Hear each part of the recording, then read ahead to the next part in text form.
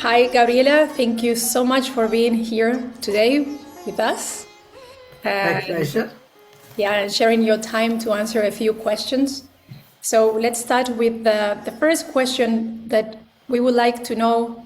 As you have been practicing Iyengar Yoga for 50 years and teaching for more than 40 years, what does this practice mean to you, and how has practicing Iyengar Yoga changed for you over the years?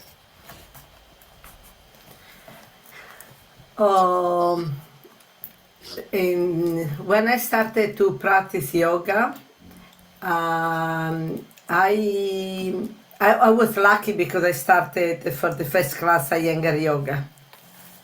And I also was lucky because I started with a teacher that had a very strong practice.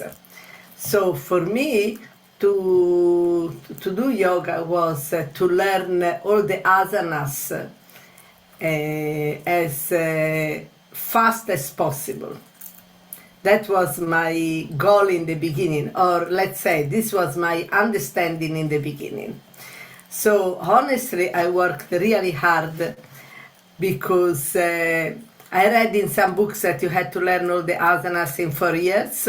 So that was my goal. But I was also young, to be honest. I was young. I was 22 years old, so strong and young. So I worked really hard. So that was my understanding and was my goal. And what's happened is that I was enough lucky to start to work with Guruji also after a few years. And the work with Guruji changed completely my understanding of the yoga, of the practice. And it happened when I saw that he was adjusting people in different ways. So my previous understanding that there was only one way of doing the asanas, only something, so only one truth, to be honest. And I thought that there was only one way to do Tadasana, only one way of doing Urdhva Dhanurasana, only one way of doing any asana. And when I saw him changing and doing something different for different people, I was shocked in the beginning. And also when I saw him teaching something different. For example, in the beginning we used to do in the standing poses, turn the front foot, front leg 90 degrees, the back leg also in, and then suddenly we did not turn anymore the back foot. Yeah. And so for me it was a shock, because I say, where is the truth? And then is when I had to learn that there is not a truth, but there is only why we do something in one moment in one way, or for one person in one way, and why we do it in a different way. So that was my first step of getting what we call maturity. Yeah. Start to change way of practicing, and also change of way of looking at the student, because I was already teaching at that point. I don't know what I was teaching in the beginning. When I think back, I have no idea what I was teaching. But then I start to realize that I had to learn how to see the different people, and not to see the asana, but I understood that the asana was an excuse to see the body, to see the person. And it was a big challenge, particularly because often it happened I was teaching to some person that was already practicing for more time than I was practicing. And you know that more experience has one person, more is practiced, more is difficult to see. Yeah. And so this was my first step. So going back to your question, is when I learned that when you teach, it's important to learn to see the body. Not the asana, but learn how to see the body. And it's a challenge and it's difficult. It is. How has your understanding and motivation for practicing yoga changed over the years? Yeah, it started with this understanding of how to look the person, and at the same time it also started with the understanding that I had to see myself, had to learn how to observe what was happening inside, not only in my body but in my psychological body, in my mind, in a different way of practicing. And this was what I admired the first with Guruji, his ability to understand, and the difference, what's happening, and that was my goal. And but I realized it was very difficult to share this with the students. It looks very easy with Guruji, and then was very difficult after to share with the students. Mm-hmm. Like, for example, this is how it changed it. Do you remember like an example or something that happened with Guruji that you will say like, oh, how can an example is,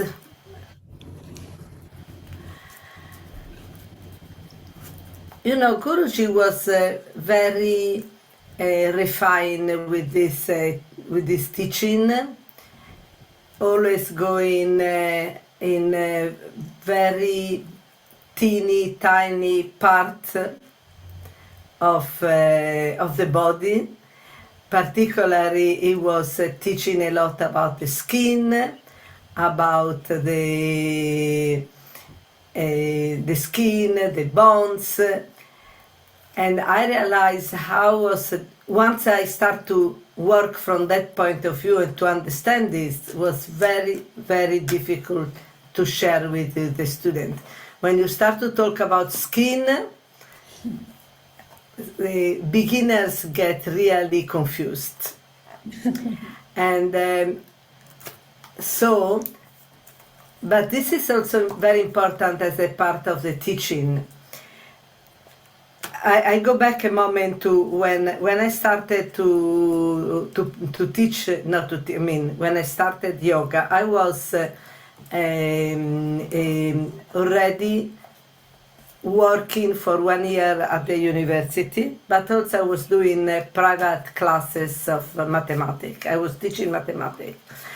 And my goal when I was teaching mathematics was to understand why the students had a problem. What was the problem? Why they did not understand? So instead of trying to teach something, I was trying to understand what to undo, what not to do.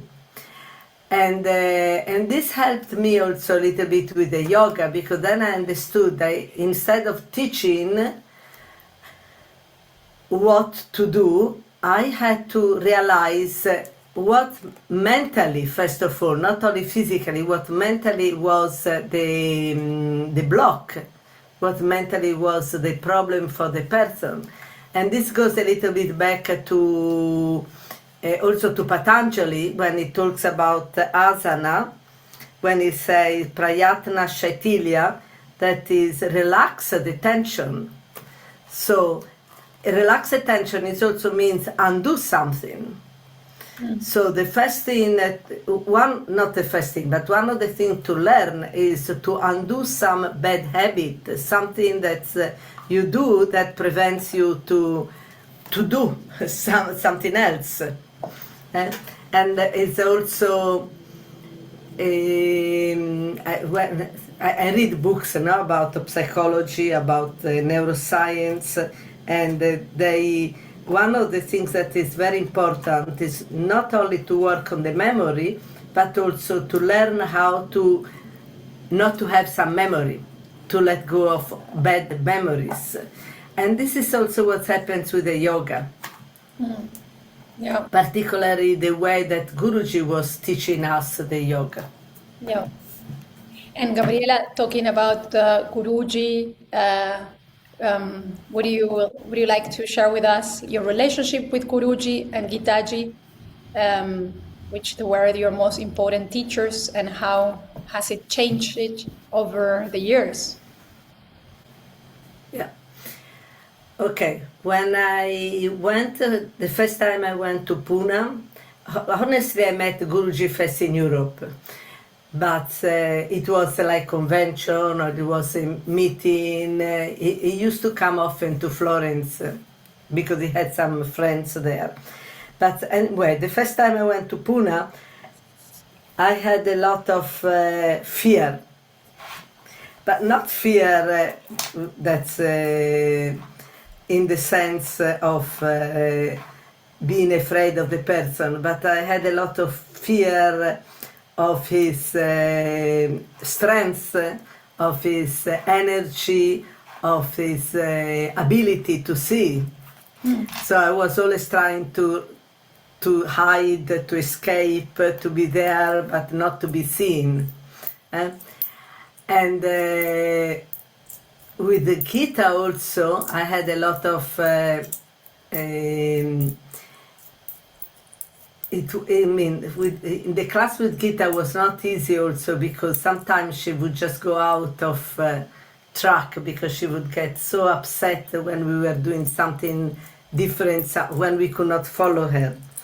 And my English was very poor. It's still not very good now, but in the beginning it was very difficult for me to understand even what Guruji and Gita was saying. So the combination of these two things was terrible. And I also had another part of me. I can't say that I was jealous, but I did not like the way that sometimes Guruji had the favorite, the person that was always correcting, taking care, showing, and we were just and was not paying attention to most of us. And this was it was disturbing me a lot. And so then I had to learn also to let go my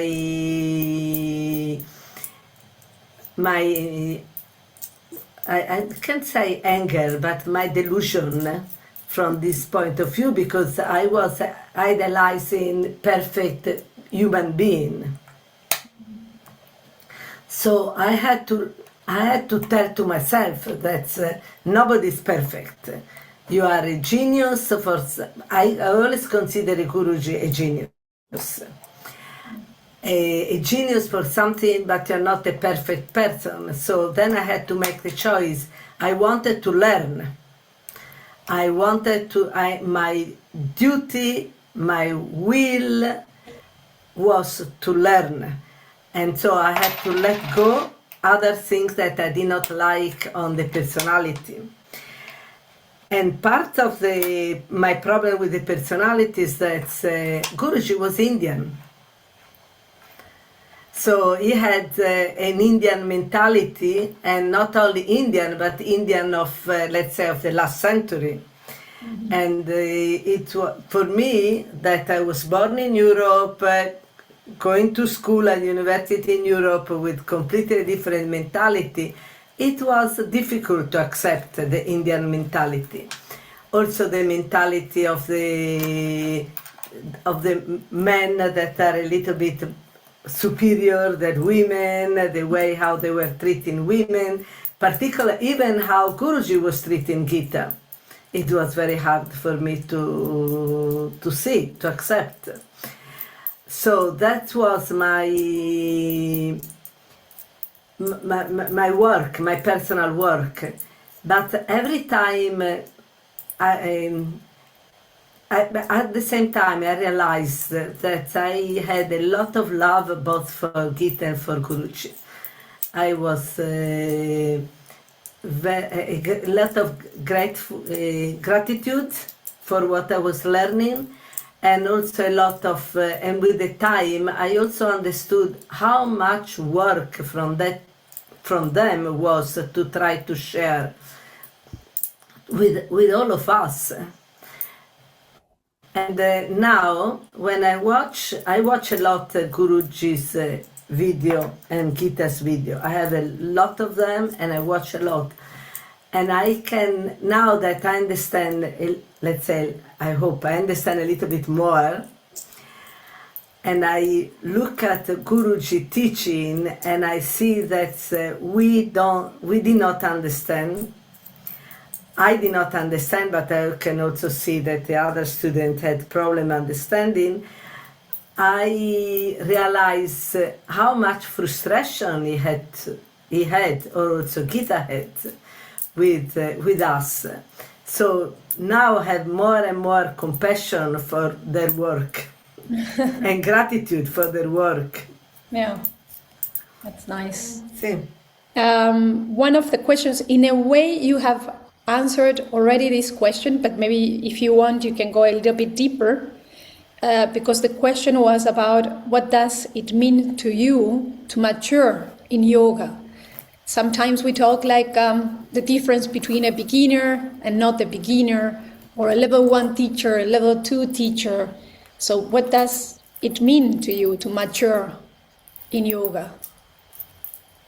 Yeah, for me to mature in yoga, it's part of what I was saying before, is to understand the body, to see the body.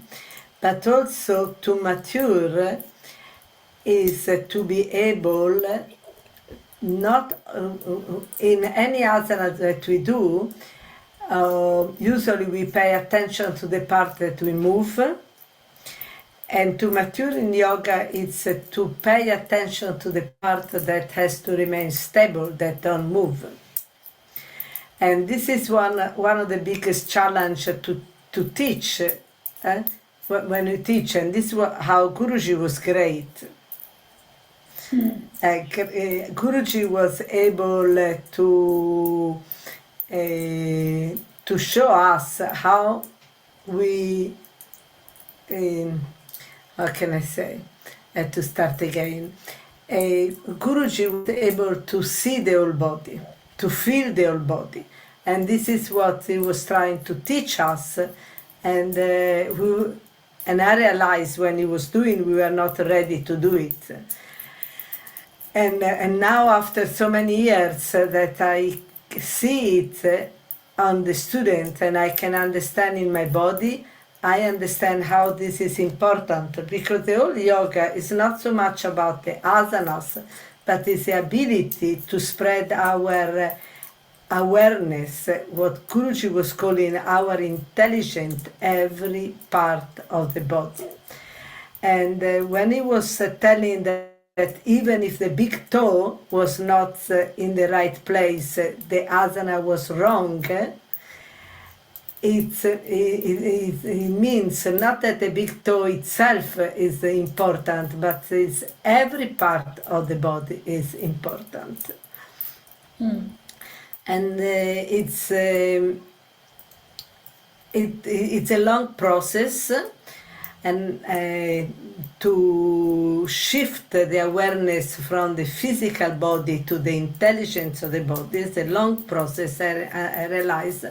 But it's the most interesting, and also is what remains with the age. And this is what I tell also to the students: with the age we lose strength, we become weak, we cannot do everything that we could do when we were young, but the intelligence stays there. We don't lose. Nobody can take our intelligence away, no?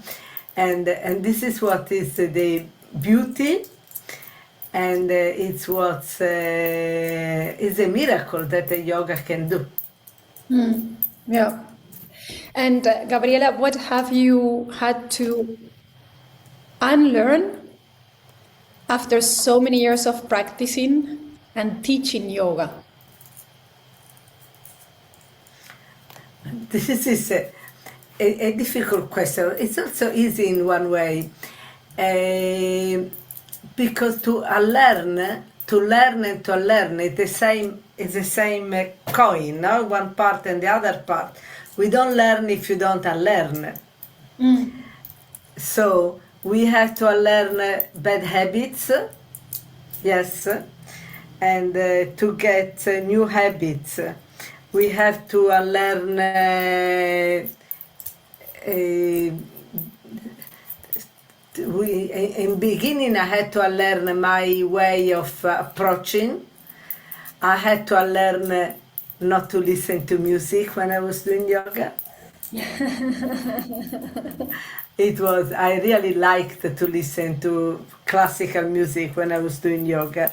And then finally I had a moment when I realized that was disturbing. I was following the music, I could not follow the body. And I had to,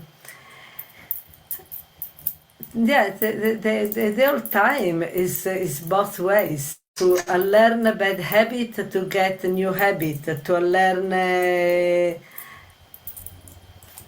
I cannot. I don't have an example for myself. Yeah, finito. And No, it's. I read, and now we do a moment. I read that question, and it's. I see this a lot with my students. For example, if a person has a habit to push always the pelvis forward, the groins forward, the inner groins forward, the pelvis forward, you can explain, you can correct, but the habit is still there. And it takes sometimes years, but it also takes the collaboration of the person to try to change habits. totally. And for myself, I really work hard to get to change. And I know how much effort was not only physically but mental to do it. And I can see that it's very difficult that the student does this mental process to change. Yeah. Yeah. Very rare. Yeah. Psychologically, physically, psychologically, mentally, very, very rare. And when and this is also one reason why when I see some person that does yoga and looks very keen to practice and to learn for some years, and then after they drop completely, for me it's a mystery. Because I really think that once you start in this kind of process and you see the beauty but also the intelligence of this work, I don't understand how you can drop and go back to the normal life. And I see it even happen with some of my teachers in my school. They stopped teaching, they stopped doing yoga, they stopped everything. And for me it's unbelievable.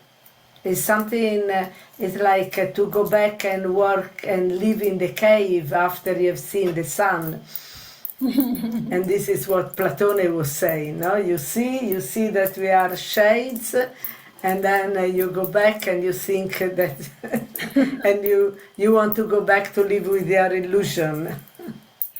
Hey, it's always a choice, huh? But it's true that I would say that yoga is a one-way ticket.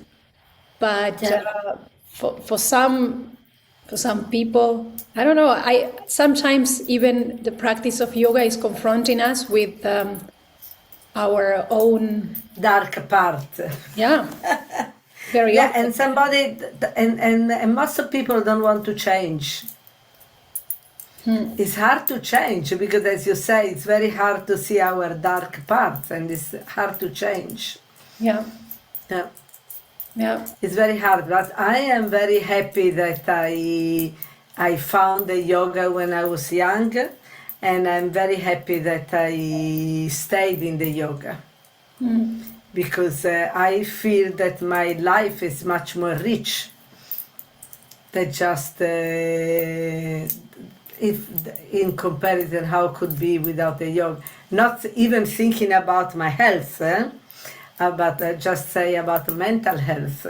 And Gabriela, after so many years of teaching and practicing, what mystery about yoga still remains unresolved for you?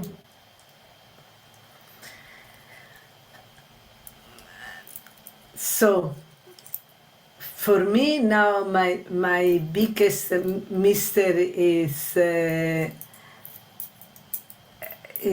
why Guruji at a young age, let's say, because I met him, he was in his 50s.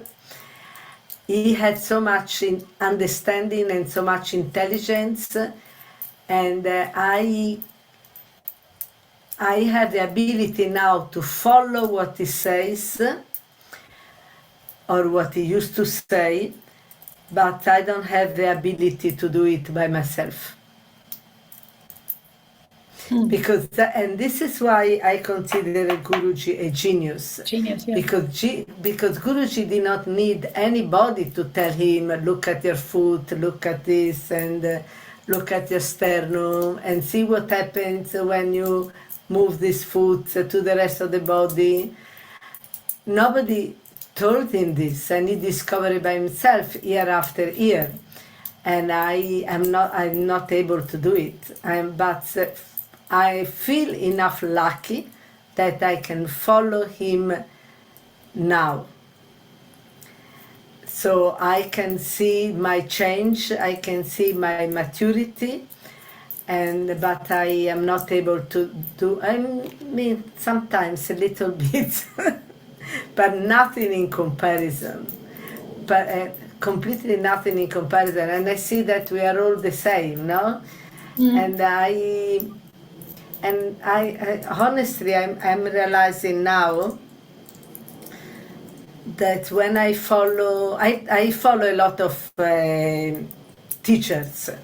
I follow Sunita, I follow Abhijata, I follow Raya, of course most of the times with the video. I still follow Gita with the video I have, I still follow Guruji, but the beauty, for me now, the beauty that I found when I watch a Guruji, I don't see in any other teacher, including myself. I'm not saying don't put, including myself. We're all following what Guruji is teaching. We're all his students. Even if all of us is digesting and sharing in different ways. So I found it very interesting to see how everybody is sharing, understanding and sharing in a different ways. But if I can use this word, the excitement I get when I watch Guruji's videos, I don't get with any other body. I think that I don't even know if... No, I think that we all agree. I didn't have the chance to meet Guruji, but I have the same feeling and the same devotion and the same feeling really very grateful. He was a visionary, and we all know that he was a genius, clearly. Yeah. Because He what was he did visionary, in his life and all the information that we have and we can transmit to other people is from him. Yeah. Yeah. So it's yeah. It's from him, and this is the reason why I continue to study. honestly, for me, vacation is to have time to watch to watch Guruji, to study his books, to study his books, to continue to learn from him, to be able to try to share what I learn, even if it's difficult, and even if sometimes students look completely lost. In the beginners look completely lost, but I think that is my duty.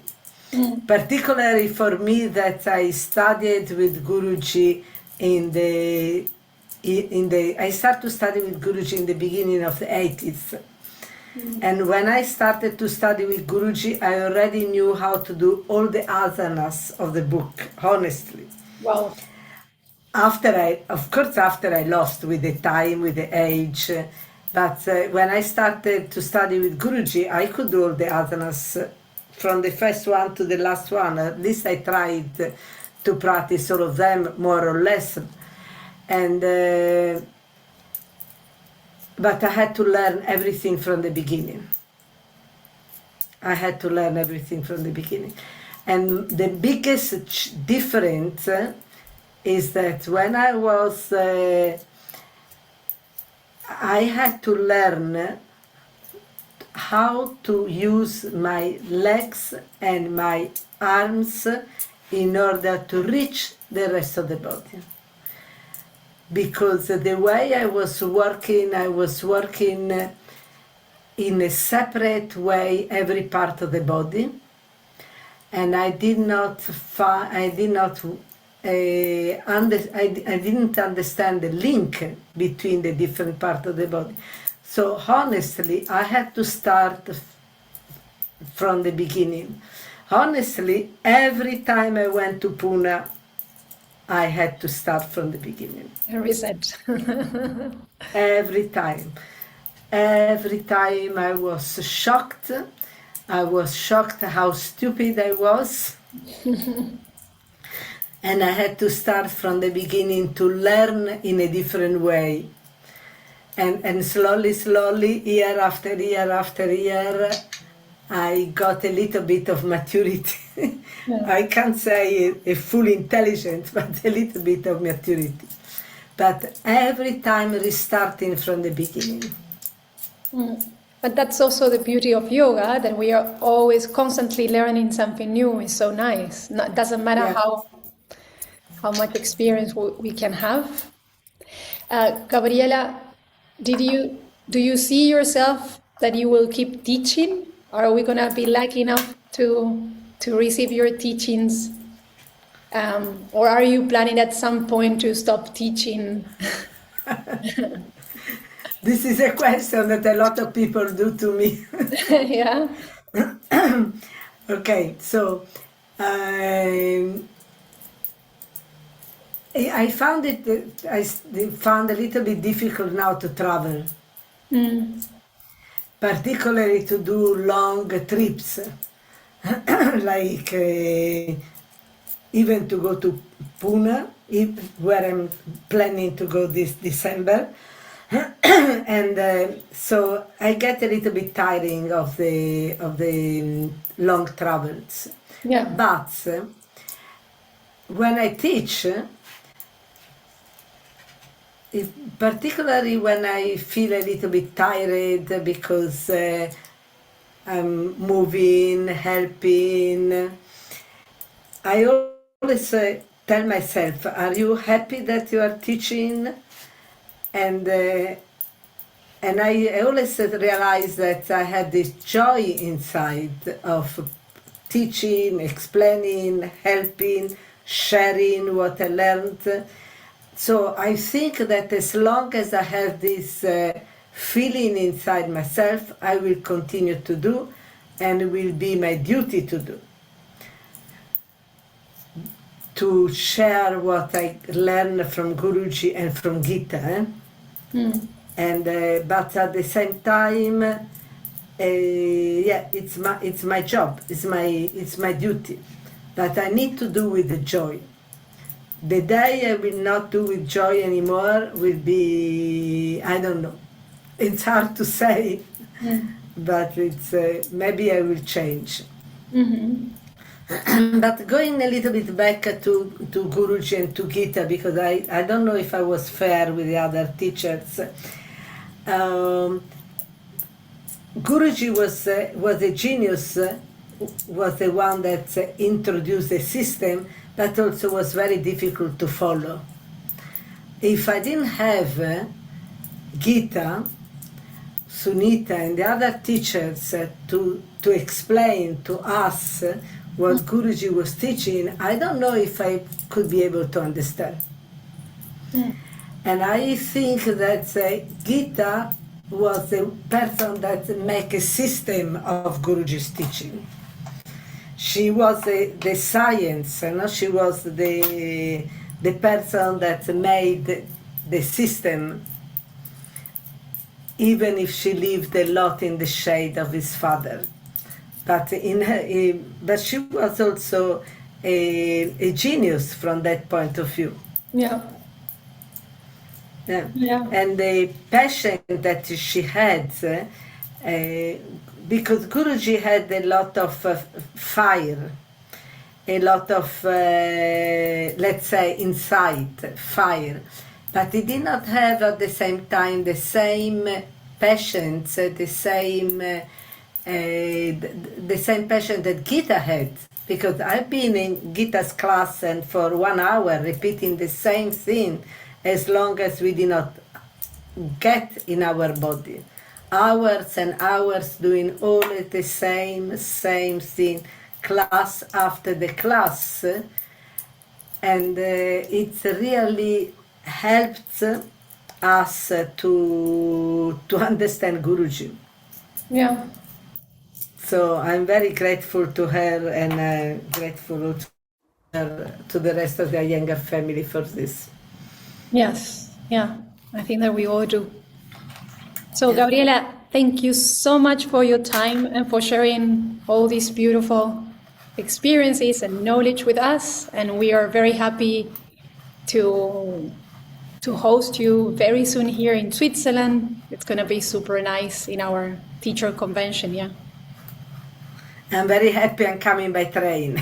Yes, yeah. The trip by train is super nice, indeed. Yeah, no, it's great. For me, it's great. I mean, Switzerland was the first place where I met Guruji. Oh, in Gstaad. Yeah. in Gstaad, yeah. So yeah, and because Guruji used to go there, and it's the first place. And so for me, Switzerland is a special place. And also was the place in Switzerland, in Gstaad, where I spent more time with Guruji, personally. Nice. In the normal life, Yeah. even at the sitting at the coffee place, drinking fruit juice. Yeah. So nice. So for me, Switzerland is a very special country. Nice. Thank you so much, Gabriela. Grazie. Bene. Okay. Okay, Vittoria, see you soon. I will see you soon. Thank you so much for sharing. I really enjoyed.